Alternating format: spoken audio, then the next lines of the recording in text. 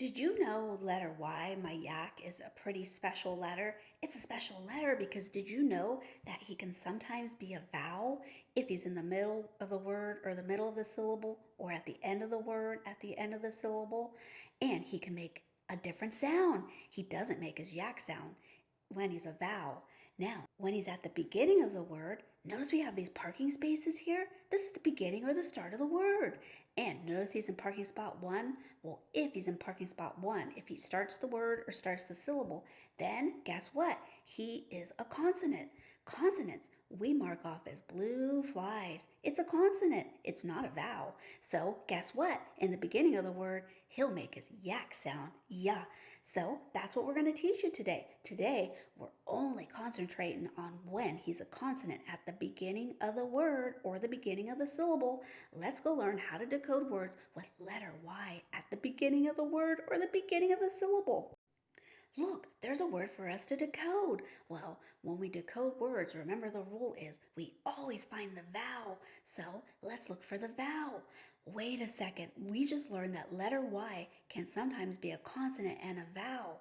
But do you notice that letter Y, the yak, is in the beginning of the word or the start of the word? Or he's starting the syllable. So if he's in parking spot 1, that means that he is a consonant, a blue fly. That's why he's marked as blue fly there. So we just learned that he's not a vowel in parking spot 1.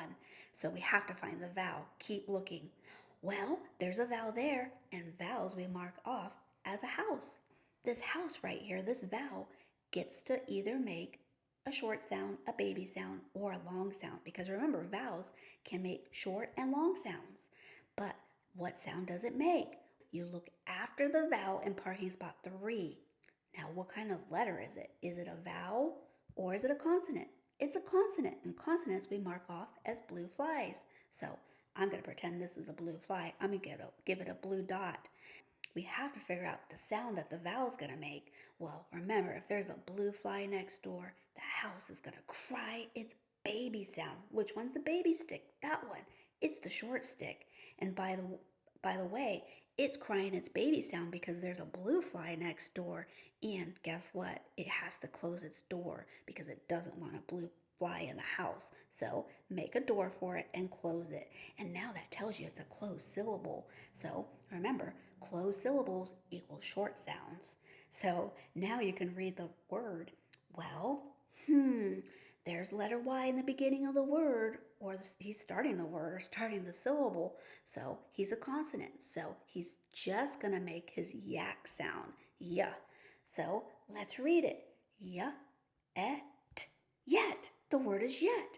Well, you just decoded a word with letter Y in the beginning of the word, or the start of the word, or the syllable, and you knew not to mark him as a vowel because he's a consonant.